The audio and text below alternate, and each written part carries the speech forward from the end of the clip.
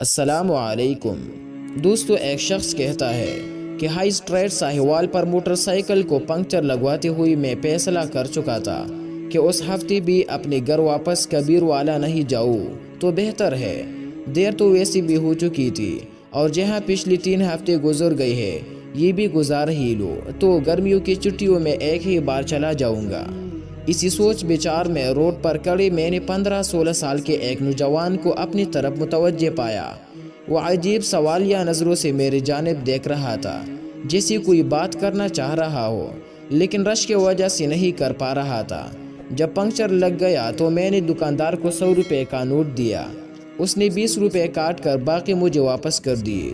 میں motor cycle پر سوار ہو کر جون ہی واپس شہر کی طرف موڑنے لگا تو وہ لڑکا جلدی سے میرے پاس آ کر کہنے لگا، بھائی جان، میں گھر سے مزدوری کرنے آیا تھا، آج دہاڑی نہیں لگی، آپ مجھے واپسی کا کرایہ 20 روپے دے دیں گے؟ میں نے ایک اچھوٹی سی نگاہ اس پر ڈالی۔ سادہ سا لباس، ماتھے پر تیل سے چپکے ہوئی بال، پاؤں میں سیمنٹ بھرا جوتا، مجھے وہ سچا لگا۔ میں نے 20 روپے نکال کر اس کے ہاتھ پر رکھ دیے۔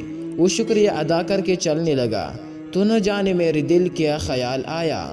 میں نے کہا، سنو، تمہیں دہاڑی کتنی ملتی ہے؟ اس کے جواب دینے سے پہلے ہی میں نے باقی کے 60 روپے بھی اس کی طرف بڑھا دی۔ وہ ہچکچاتے ہوئی پیچھے ہٹا اور کہنے لگا، نہیں بھائی جان، میرا گھر منڈالی شریف ہے، میں پیدل بھی جا سکتا تھا، لیکن کل سے ماں جی کی طبیعت ٹھیک نہیں، اوپر سے دہاڑی بھی نہیں لگی، سوچا آج جلدی جا کر ماں جی کی خدمت کر لوں گا۔ میں نے کہا، اچھا یہ پیسے لے لو، ماں جی کے لیے دوائی لے جانا۔ وہ کہنے لگا، دوائی تو میں کل ہی لے گیا تھا، آج میں سارا دن ماں جی کے پاس رہوں گا تو وہ خود ہی ٹھیک ہو جائیں گے۔ مائی دوائی سے کہاں ٹھیک ہوتی ہے بابو جی؟ میں نے حیران ہو کر پوچھا، تمہارا نام کیا ہے؟ اتنے میں اس کے بس بھی آ گئی۔ وہ بس کے گیٹ میں لپک کر چڑھ گیا اور میری طرف مسکراتے ہوئی زور سے بولا، گلو کی بس چل پڑی، لیکن گلو کے واپس کیے ہوئی 60 روپے میرے ہتھیلی پر پڑی ہوئی تھے اور میں ہائی اسٹریٹ کے رش میں خود کو یک دم بہت اکیلا محسوس کرنے لگا۔ کچھ سوچ کر میں نے موٹر سائیکل کا رخ ریلوے اسٹیشن کی طرف موڑ لیا۔ موٹر سائیکل کو سٹینڈ پر کھڑا کر کے ٹوکن لیا اور ٹکٹ گھر سے 50 روپے میں خانے وال کا ٹکٹ لے کر گاڑی کے انتظار میں بینچ پر بیٹھ گیا۔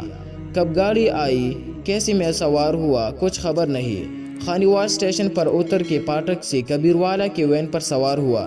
آخری بچے ہوئے 10 روپے کرایہ دے کر جب شام ڈلی اپنے گھر کے دروازے سے اندر داخل ہوا تو سامنے صحن میں چارپائی پر امی جان سر پر کپڑا باندھی نیم دارس تھی۔ میرا بڑا بھائی دوائی کا چمچ بھر کر انہیں پلا رہا تھا۔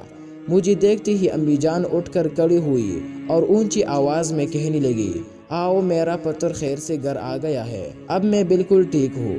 میں آنکھوں میں آنسو بھرتے ہوئی دوڑ کر ان کے سینے سے جا لگا۔ بس کے گیٹ میں کھڑے گلو کا مسکراتا ہوا چہرہ یک دم میرے آنکھوں کے سامنے آ گیا اور میں سمجھ گیا کہ اس نے مجھے 60 روپے واپس کیوں کیے تھے۔